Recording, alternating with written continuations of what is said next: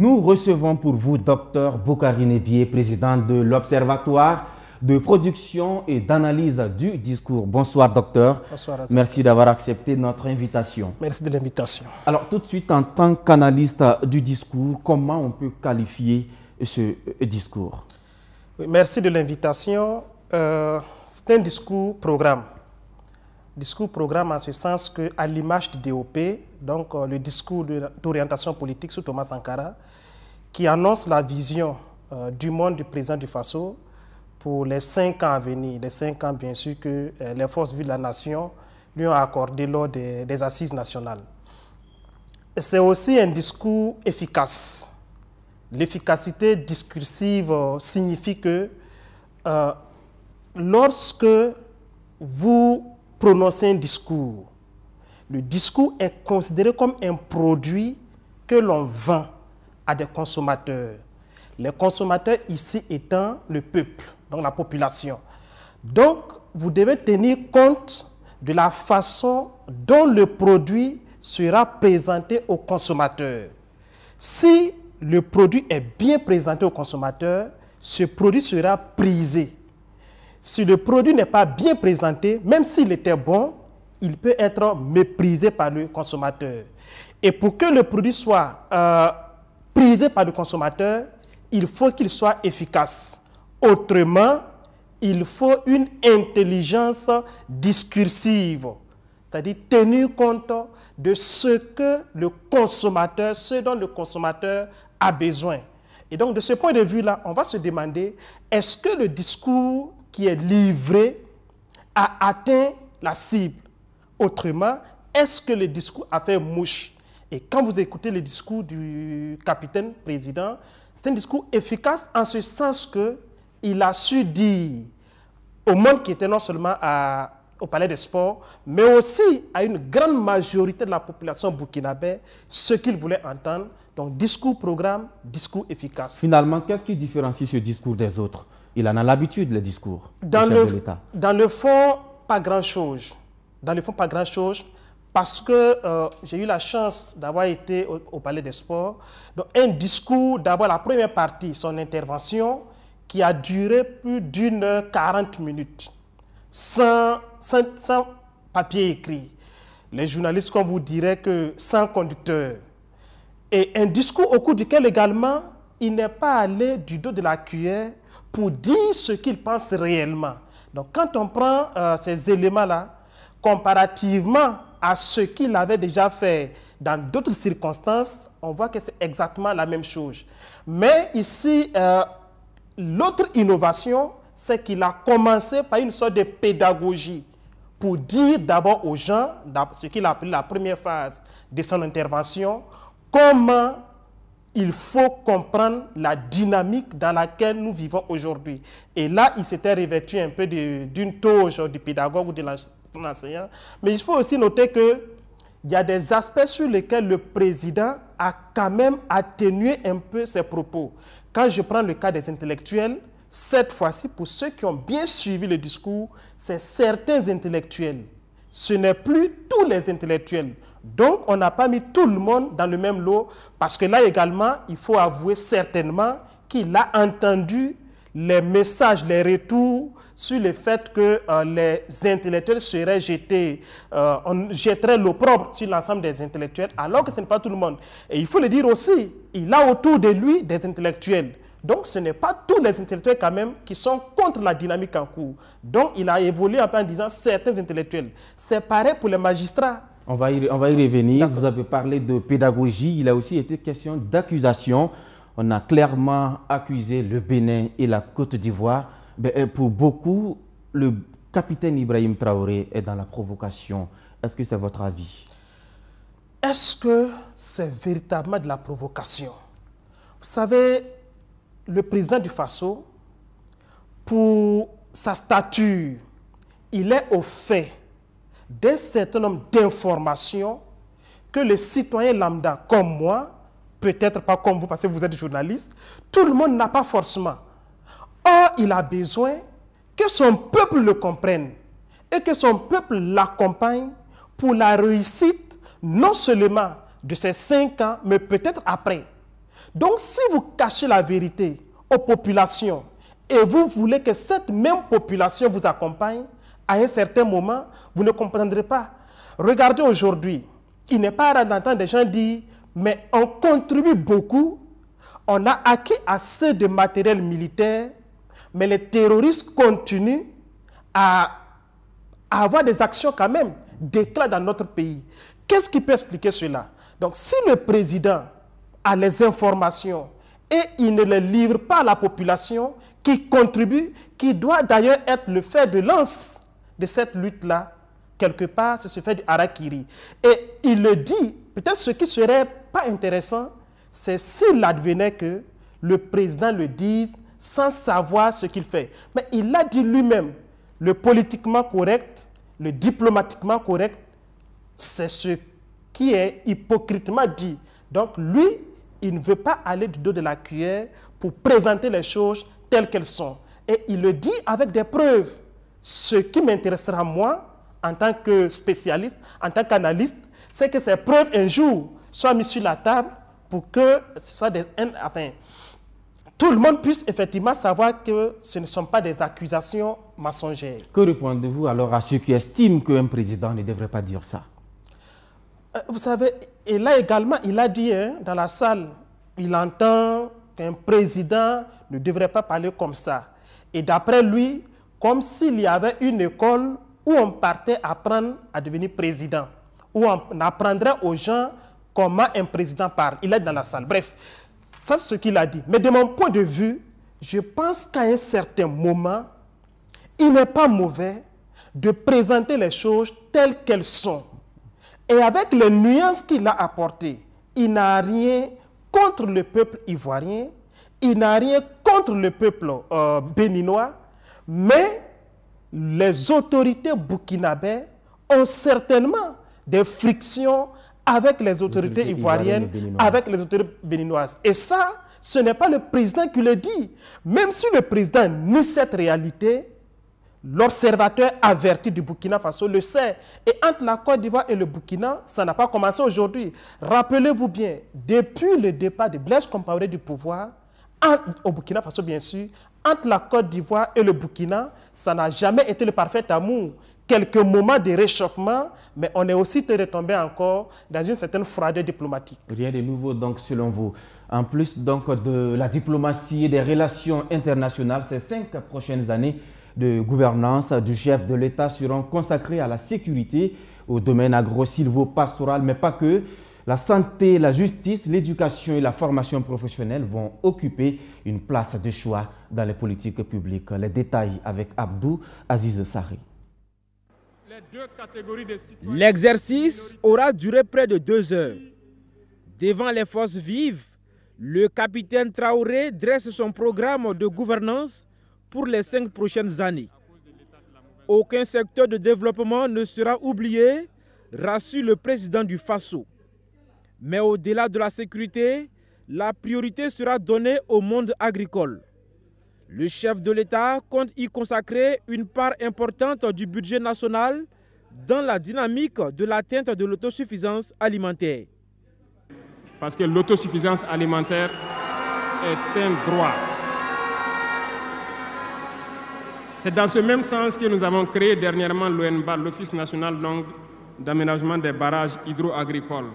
Nous allons l'équiper parce que tous êtes témoins dans vos différentes régions que nous avons beaucoup retenu d'eau, beaucoup de barrages, mais qui sont ensablés, qui sont bouchés. Et nous avons la possibilité de faire d'autres barrages. Nous sommes en train de payer de l'équipement pour cet office pour qu'il puisse se déployer sur le territoire et avec la contribution des populations, pouvoir construire beaucoup de barrages et désensabler beaucoup de barrages.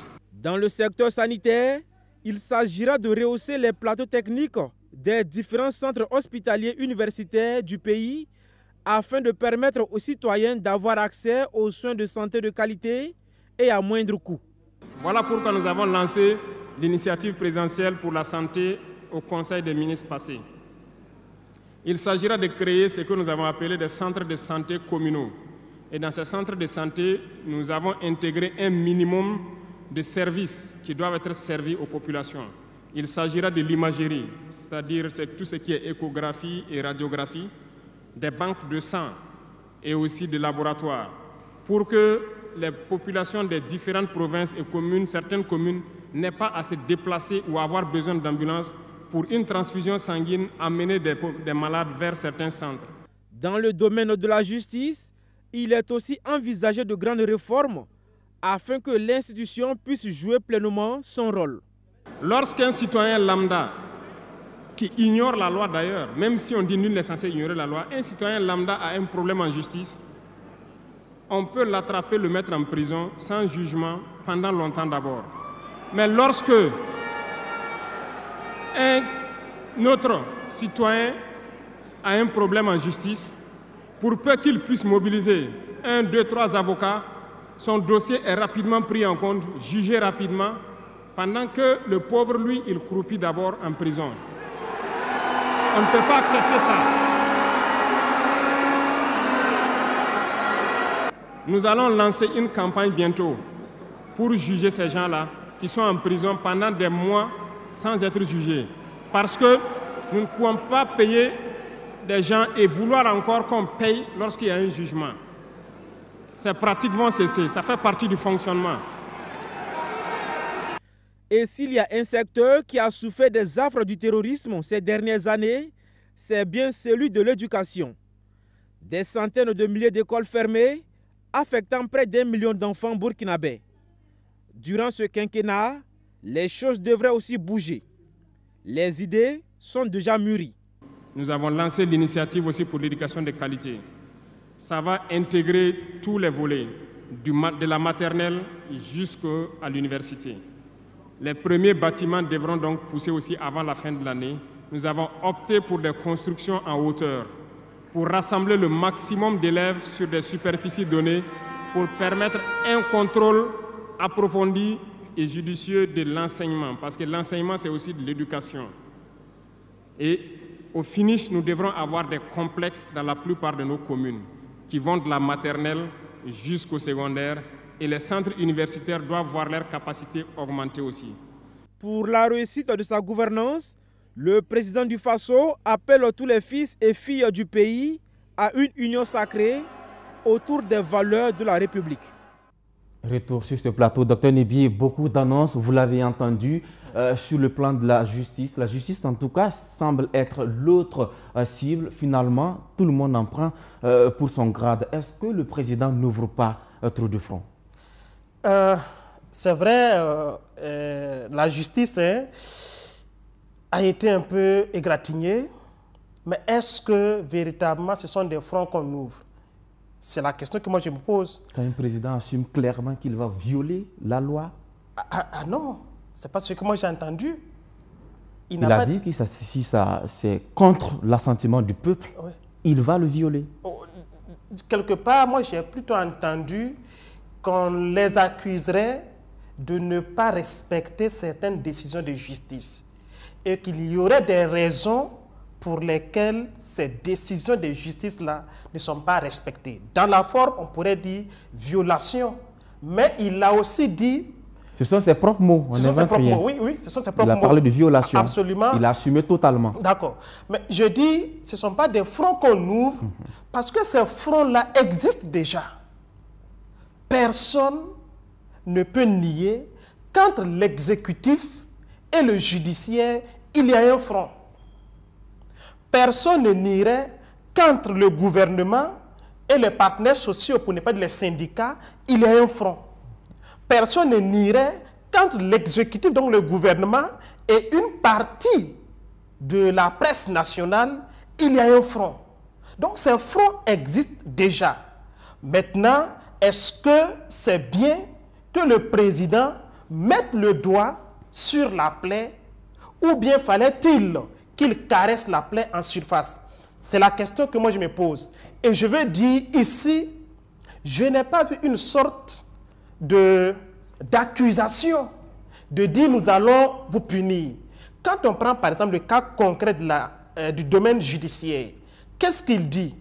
Nous allons dans les prochains jours mettre tous les dossiers des juges qui ont été trempés dans certaines affaires sales sur la table. Mais quand il le dit, d'aucuns diraient qu'il est en train de... on bouscule les magistrats. Pour moi, je crois que cela devrait être même bien accueilli par le monde judiciaire, qui certainement a besoin aussi qu'on l'aide à assainir son milieu.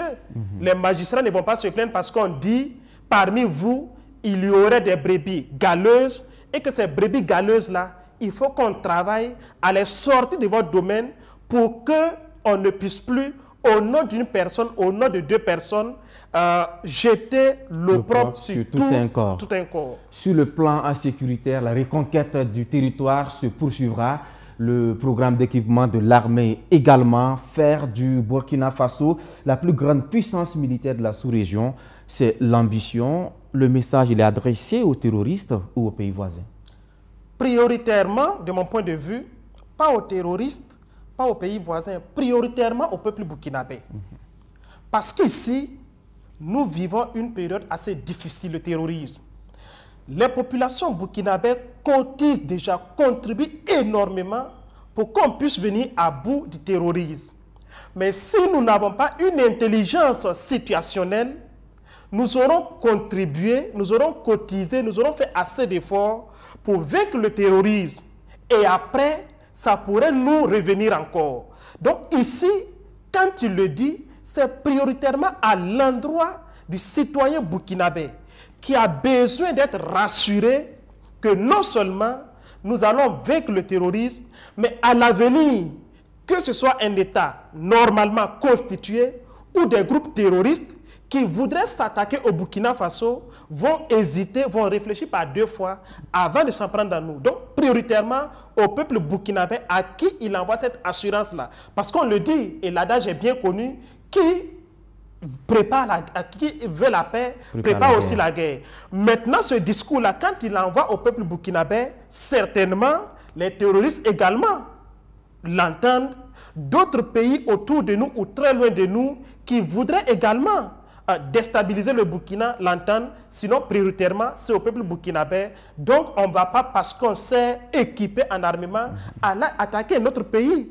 Mais celui qui viendrait s'attaquer à nous, et comme on sait, c'est l'un de ses propos dans d'autres discours, nous sommes dans un monde de prédation, et je suis d'accord avec lui, même quand vous ne provoquez pas, on vous provoque. Autant mieux vous équiper, autant mieux vous préparer pour déjà dissuader celui qui voudrait s'en prendre à vous. Et comme à chaque rencontre avec les Burkinabés, la mobilisation était encore au rendez-vous ce 11 juillet au Palais des Sports de Ouagadougou. Hervé Dapa. Et pour finir, j'ai laissé le domaine de la justice en dernier. C'est son style, son choix, parler constamment au peuple. Et ce dernier le lui rend bien. Ce jeudi encore, ils ne se sont pas fait prier pour prendre d'assaut la cuvette du Palais des Sports de Ouagadougou pour écouter le président. Environ 2 heures de discours, révélations, coup de gueule, mise en garde. À chaque parole, à chaque phrase, la salle est acquise.